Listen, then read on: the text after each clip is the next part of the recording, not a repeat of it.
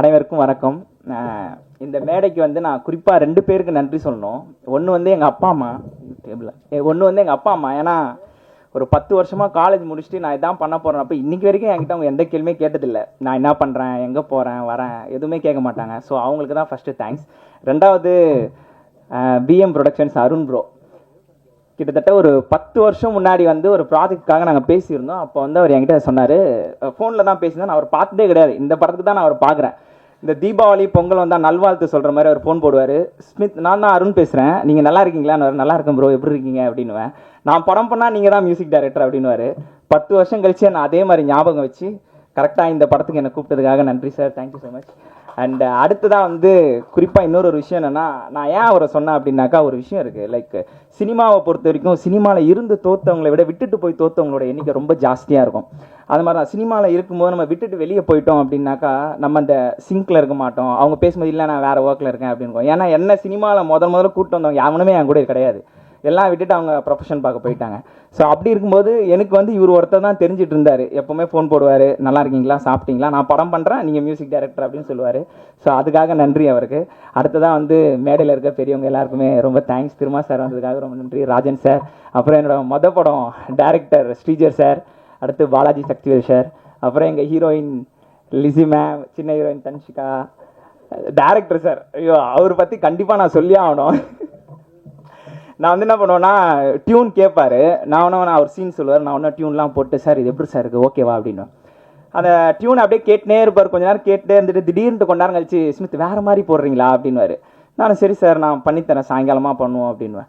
திரும்ப பார்த்தா திரும்ப மறுநாள் கேட்கும்போது இல்லைங்க கொஞ்சம் வேறு மாதிரி வேணுங்க அப்படின்வாரு. நானும் அவர்கிட்ட ஒரு தடவை என்ன பண்ணேன், அப்படியே பிடிச்சி வைக்கிற மாதிரி ஒரு நாள் ஆஃபீஸில் வச்சுட்டு சார் உங்களுக்கு என்ன தான் வேணும் சொல்லுங்கள், எப்படி தான் நீங்கள் எதிர்பார்க்குறீங்க அப்படின்னேன்.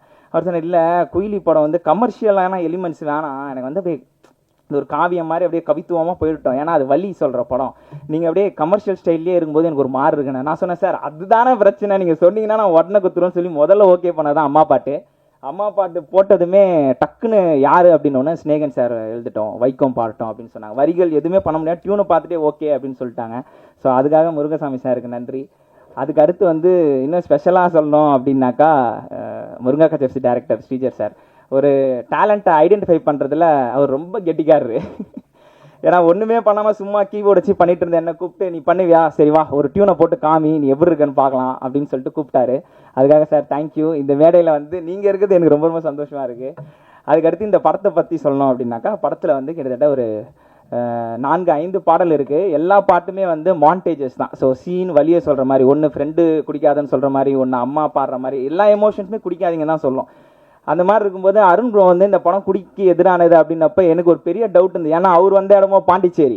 நான் கேட்டேன் சார் பாண்டிச்சேரியில் இருந்தாலும் நீங்கள் பாட்டு குடிக்க வராது, இப்படிலாம் படம் எடுத்தீங்கன்னா எப்படி சார் லாஜிக்கா அப்படின்னா, அவர் சொன்னார் இல்லைங்க பாண்டிச்சேரியிலேருந்து வந்து எடுத்தாதாங்க வெளியில் இருக்கவங்களுக்கு தெரியும், இங்கேருந்து ஒருத்தன் வந்து இப்படி சொல்லிக்கிறான் அப்படின்னு சொல்லி சொன்னார். ஸோ சார் எனக்கு தெரிஞ்சு குயிலி அந்த நேமை ரீச் பண்ணிச்சுன்னு நினைக்கிறேன். அடுத்ததான் வந்து லாஸ்ட் எங்கள் குயிலி டீம் ஃபுல்லாக நான் நன்றி சொல்லியே ஆகணும். ஏன்னா இந்த படத்தோட பாட்டு பொறுத்த வரைக்கும் ஒரு 4 பேர் புதுசாக பாடியிருக்கிறாங்க. லைக் ஜோர்தன், யுவஸ்ரீ, சிபி, சாயனா இவங்கெல்லாம். அண்ட் எங்கள் டீமில் வந்து 2 பேர் புதுசாக எழுதிருக்காங்க. மேனேஜர் வந்து லிரிக்ஸ் எங்கே ராம் ப்ரோ, அவரும் அப்படிதான். டேரக்டருக்கு செம்ம ஏத்தாள் அவர் என்ன எதிர்பார்க்குறாரோ அதே மாதிரி. வார்த்தை வேணும்னா ஃபஸ்ட்டு பாட்டு பண்ணும்போது ஓப்பனிங்கில் நீ என்ன வைக்கலாம் அப்படின்னு யோசிக்கும்போது அவர் மது நாட்டுக்கும் வீட்டுக்கும் கேடே போட்டுருங்களேன், எதுக்கு எல்லா தேட்டர்லையும் அதான் போட்டுனுக்குறாங்க, நம்மளும் அதே பாட்டாக பண்ணிடலாம் அப்படின்னு அந்த ஓப்பனிங்கில் எனக்கு கொடுத்தது ராம் ப்ரோ. அடுத்து வருவார்னு நினைக்கிறேன், அப்போ என்னை பற்றி இப்படி தான் சொல்லுவார். அதுக்கு அடுத்து வந்து விஜய் ப்ரோ, அவரும் எழுதியிருக்காரு அந்த போராளி பாட்டு, கண்டிப்பாக அவரும் பேசுவார். அடுத்து எங்கள் டைரக்ஷன் டீம் அஜித், பாலா, அவங்களுக்கு தான் தேங்க்ஸ் சொல்லலாம். ஏன்னா சில நேரத்தில் வந்து நாங்கள் ஒர்க் பண்ணிருக்கும் போது அண்ணா இப்படி வைக்கலாமா அப்படி வைக்கலாமா நிறைய சஜஷன்ஸ் கொடுப்பாங்க. அதுக்காக ரொம்ப நன்றி. Thank you so much.